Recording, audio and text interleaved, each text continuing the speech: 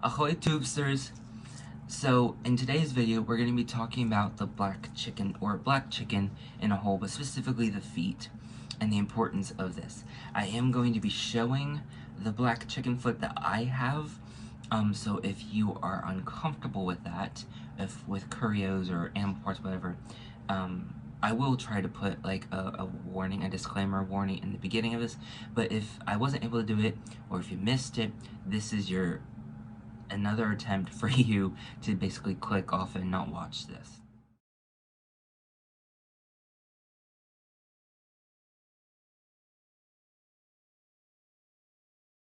Alright, so now that we've got that out of the way, I want to share with you my black chicken foot.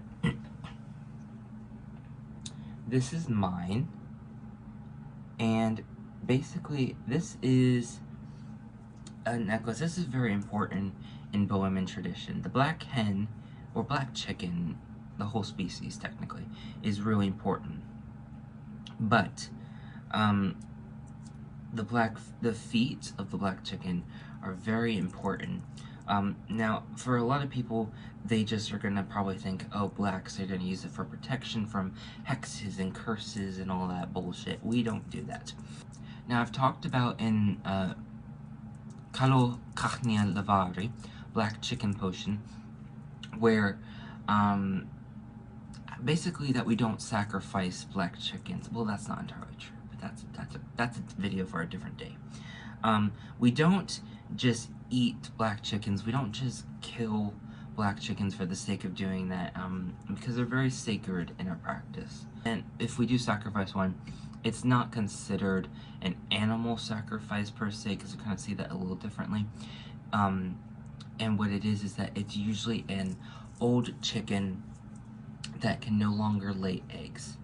It's always the female, and we basically will do it to help bless the home. There's a whole thing behind it. I don't know if I'm going to really go into great detail about it, but the black chicken, or the black hen, when it is sacrificed, it's always old, and we usually won't let it get too old, because we don't want it to start experiencing the unfortunate, unpleasant experiences of aging, to include sickness, especially fatal sicknesses.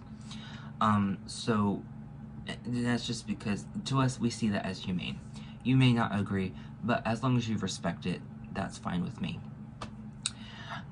So the black chicken, if it's an old one and can no longer lay eggs, we will sacrifice it for the home. It's the bloodshed is what we're using the sacrifice for. And then we will put it in the woods or something to leave it for wildlife to consume, insects, grubworms, whatever. And then we will get the bones and use them in our practice. And the black chicken bone divination is very sacred and very important. Before putting the body out in the woods or whatever, collect the feet, both feet, because they're both used in the practice. Now, I have a left foot, so basically this is used for all type of baneful work. Now, when I say baneful work, I'm not talking about black magic, I'm not talking about evil magic, I'm not talking about charity, which is our word for sorcery. Basically, sorcery is seen as the egocentric, vengeful type of work. So think of it along the lines of someone that does work for someone. Oh, I don't like that my ex moved on with someone. If I can't have him, no one can have him. That type of ideology. So this is not that type of ideology, that type of magic, that path of magic is not used, is not practiced in Bohemian tradition. So when we're talking about baneful work, we're talking about righteous curses. We don't use the word hex. We use the left foot whenever we're trying to do righteous curses. And this is basically, usually if a Bohemian is cursing, the expression is you attacked the family. And this could be the way that we express and understand family is much more inclusive than in modern Western culture. In Bohemian tradition, family is It can be people you adopted, which adoption is very different in Bohemian culture as well. It's different in Roma culture than in Western culture, because in Western culture, you have to go to the orphanage, you do all this paperwork, you're buying a person like their cattle. I'm gonna leave that explanation there.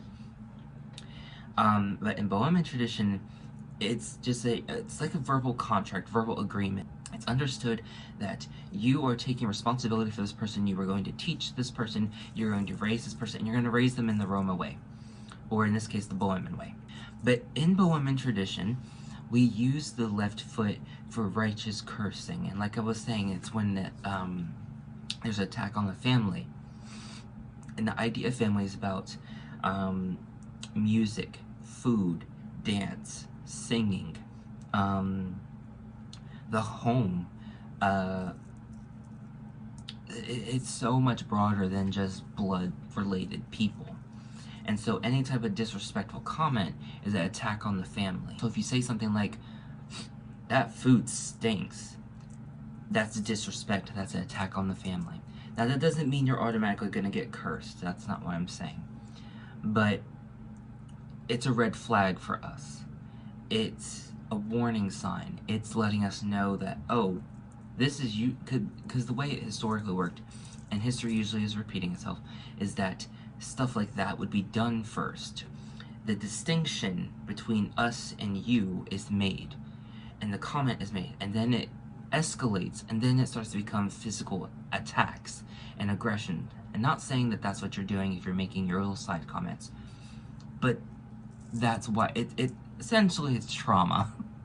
It's essentially unhealed trauma that needs to be done, which is another reason why I'm doing these videos and talking about the culture, because so much cultural suicide has gone on. And cultural suicide, basically in a nutshell, is because we went underground and disassociate ourselves with the rest of society, both Gaji and Roma alike. The matriarch or patriarch is the one who will have the feet, both of them, and they will put it on, and they will lead the curse that's done to the attacker. And then, so what would traditionally be done is you would curse one to the grave over that type of attack, and it would be a serious one. And then you would quickly move, and you'd leave them to their own devices, and you wouldn't really go back there. And that's just the history of it, you know, good, bad, ugly, whatever it is triggering you, sorry, that's the way it is. So the left feet can be used a lot for, banishing, also protection from any curses.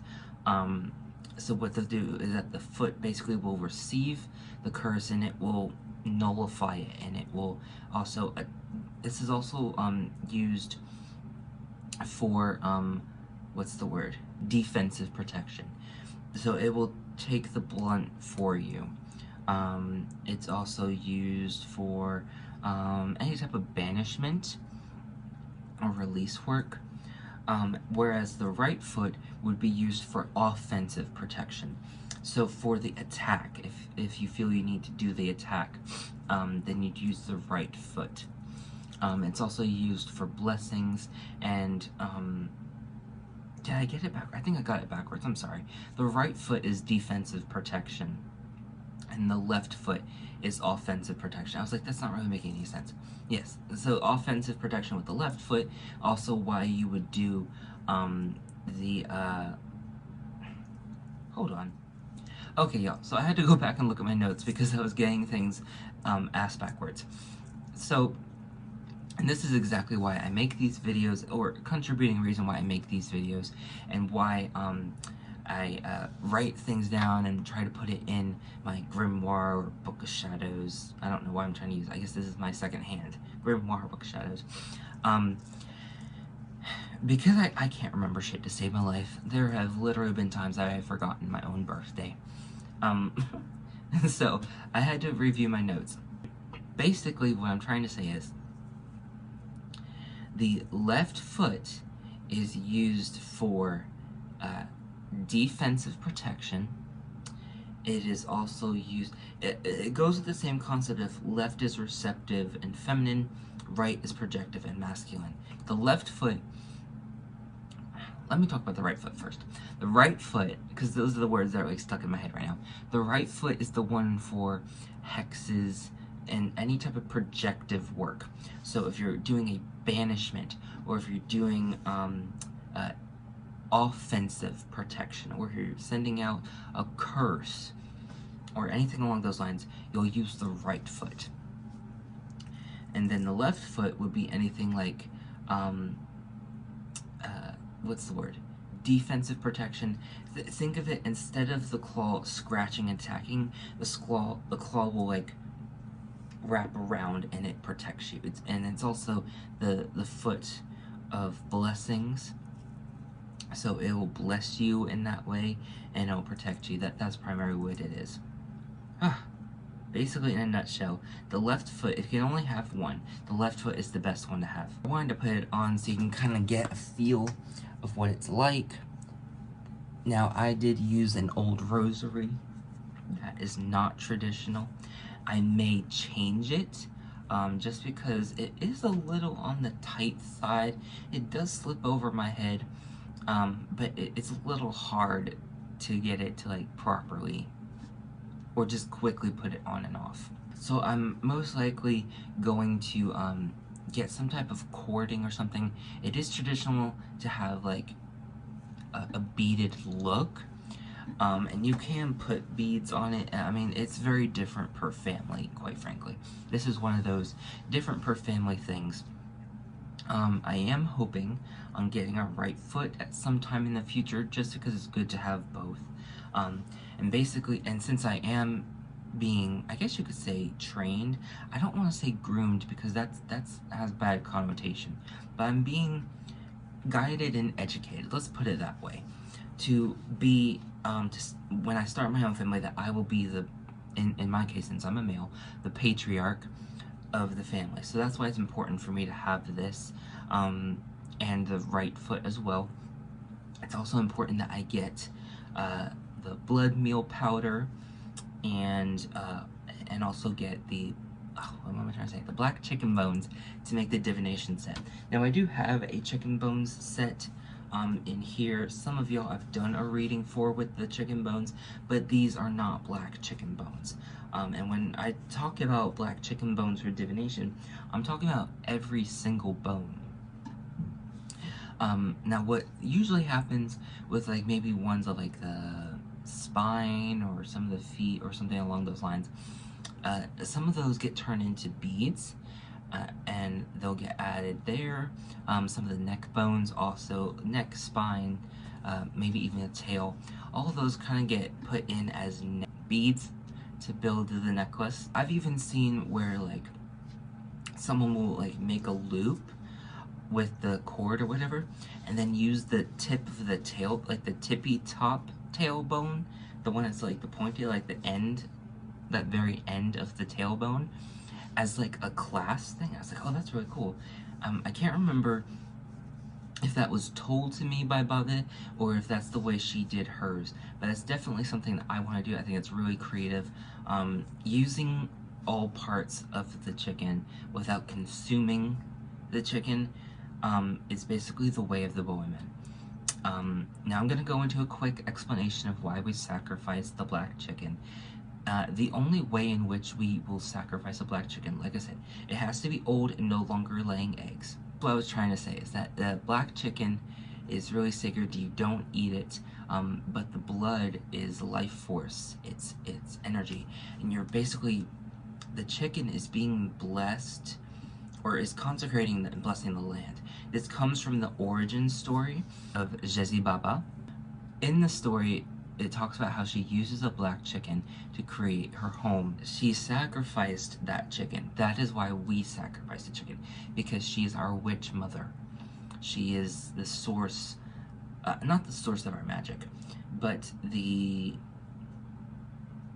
great matriarch, the queen matriarch, matriarchal queen, maybe that's all I'll say. She's the matriarchal queen of Bohemian tradition.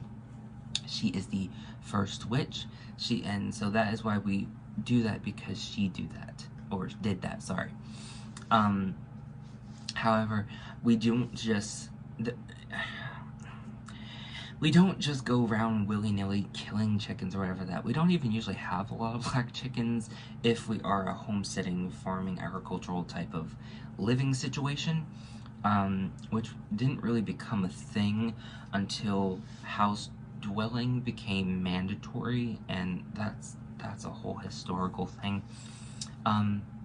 We can talk about that more in a different video, but in this one, I really wanted to talk about the chicken feet and the importance of that in the practice, with a little touching upon the black chicken as a whole. I feel like I've said all that I really want to or need to say about it, so if you have any questions or concerns, or just you want to comment, or if it inspired or reminded you of something in your practice and tradition and culture, feel free to share it. Let the cultural exchange respectfully continue. And as always, thank you for watching. Remember to like, comment, share, subscribe. And ahoy ni avisne para vocês. Good novel. Mwah.